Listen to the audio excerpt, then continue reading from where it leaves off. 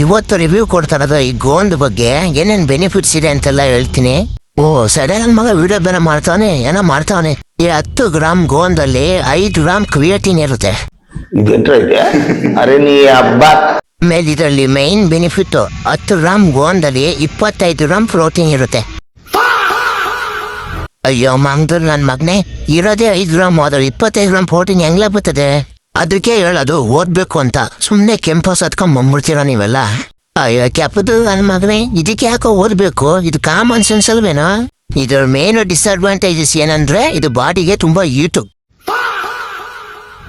ಯಪ್ಪ ನಾನಂತೂ ಕ್ಯಾಮ್ರಾ ಅಲ್ಲ ಅಪ್ಪ, ಬಾಯಿನ್ ಬಂದಂಗೆ ಹೇಳ್ತಾವನೆ, ಯಾರು ಮೆಟ್ಕೋಸ್ಕೊಂಡರು.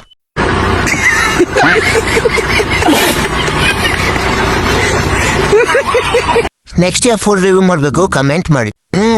ಮಾಡ್ತಾರೆ ಯಾವನಾರ ದಡಿತ ಬತ್ತ ನೋಡು.